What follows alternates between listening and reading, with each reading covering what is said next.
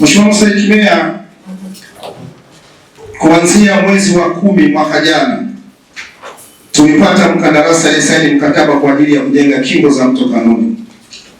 Mheshimiwa Mstahiki Meya, mradi huu kwa kweli hauendi kama ilivyopangwa, na sisi madiwani pamoja na wananchi hatujui tatizo ni nini. Kwa nini mkandarasi huyu anafanya kazi taratibu sana? Ukirudi katika upande wa ujenzi wa mto Kanoni, Mheshimiwa Mstahiki Meya, leo tumebakiza siku kama 20 mvua zinaanza, na tulishauri katika vikao vilivyopita kwamba mkandarasi huyu aangalie kipaumbele cha wananchi katika jimbo letu. Mto wa Kanoni, Mheshimiwa Mstahiki Meya, unapita kata 5 ndani katikati ya mji wetu huu, na leo watu wote ni mashahidi kwamba vyombo vya hali ya hewa wameshatutaarifu kwamba wakati wowote mvua zitaanza kunyesha, na mvua za kipindi hiki ni kubwa. Mheshimiwa Mstahiki Meya, mimi nilikuwa ninaomba kwenye baraza hili madiwani tuungane kwa pamoja, tutoe azimio, tujue changamoto ya huyu mkandarasi ni nini, kwa nini anafanya kazi taratibu, hajagusa hata kidogo kwenye ujenzi wa kingo za mto Kanoni. Leo nataka niwahakikishie baraza lako Mheshimiwa Mstahiki Meya, ukienda baadhi ya kata kama Bilele, mtaa wa Mkibusha, ukaenda kata ya Makoba, watu wameanza sasa kuhama kwenye majumba kwa kuchelea mafuriko. Mafuriko yamekuwa mafuriko, Mchina amekuwa Mchina haeleweki. Huyu Mchina hatujali, hata wengine hatumjui.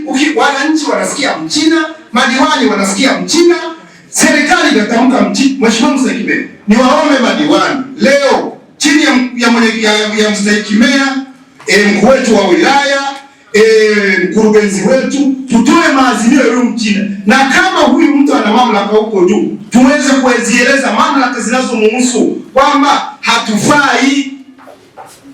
Mheshimiwa Mstahiki Meya, mimi hiyo ndio kilio changu kikubwa, taarifa yangu kubwa ni hiyo.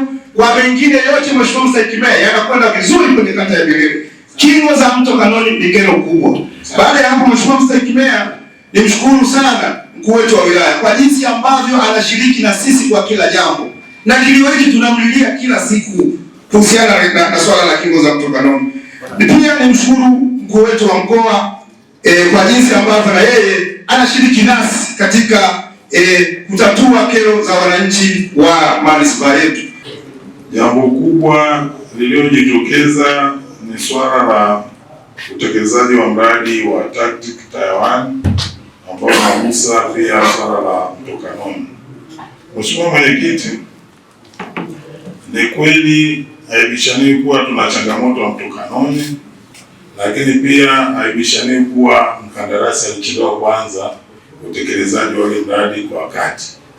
Kwa hatua za kimkataba zilichukuliwa, lakini jambo ambalo ni waombe hapa waheshimiwa madiwani, labda tukubaliane, ni hili la kuangalia kufanya kikao cha pamoja cha kata consultant na mkandarasi pamoja na sisi, ili tuweze kupata picha pamoja na tuangalie namna gani tunaweza tukabana, kwa sababu jambo lililoona hapa, yeye anawasilisha mpango kazi wake, work plan yake ambayo inakuwa review kila baada, yani inafanywa mapitio kila baada ya mwaka.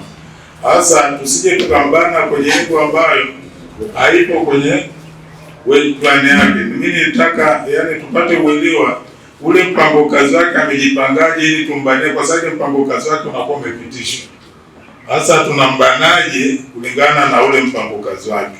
Na kwa upande wa mto Kanoni, kwa mujibu wa mpango kazi wake ilikuwa ni kuanza ujenzi wa yale madaraja mawili ya Uhuru na Shabidini ambayo anaendelea, akitoka pale ndo anaunganisha zile kingo.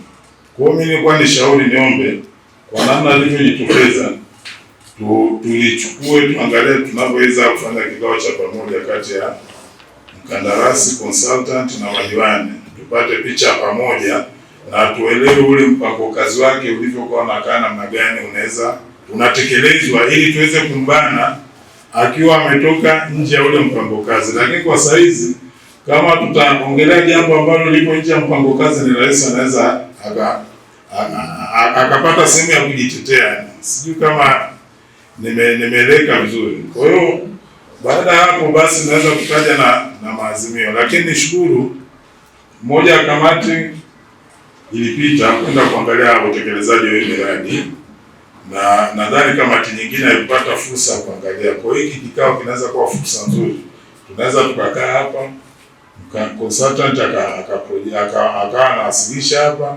kazi zinavyoenda, mapungufu yako wapi, kila mtu akaongea, mwisho tukatoka na kauli moja na mkakati wa pamoja. Nimezungumzwa swala la kingo za mto Kanoni. Nimetoa maelezo mazuri sana, maelezo ya kitaalamu. Sasa sisi tunazungumza kwa niaba ya wananchi wa manispaa ya Bukoba.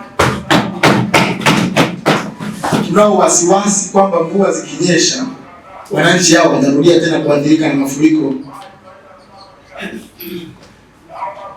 Tunao wasiwasi kwamba mkuu wa wilaya atakwenda kusaidia wananchi waliofariki. Sasa sisi hatuko tayari kuona wananchi wakifariki. Tunapongeza juhudi zinazoendelea kwamba tumeona kuna ujenzi wa daraja pale eneo la Uhuru pale Uswahilini, lakini pia eneo la Shabudini ujenzi wa daraja waendelea. Sasa mimi kwa leo nakuomba sana mkurugenzi, Mheshimiwa Taufiki kwako walikusafishia. Naomba twende tusafishe pia kwenye eneo la Makoba hii kupunguza kiwango. Naomba mwelekeze mkandarasi aende pia asafishe hilo, kwa sababu baada ya siku 10 sisi Bukoba tunapata mvua. Sasa sijui tutaenda kutoa pole mkurugenzi, mimi huko DC ya mimi sikusindikizi tena. Kwenda kutoa pole kwa sababu ni changamoto ambayo tunaiona kabisa inakwenda kufanyaje? Kutokea. Sasa kabla haijatokea ni lazima tuisimamie, tuhakikishe inatatuliwa kabla hatujaadhirika. Kwa hivyo ninakuomba Mheshimiwa Mkurugenzi utusaidie ili kufanyia kazi hilo swala. Wananchi wetu wanani wapate ahueni kwenye hiyo changamoto.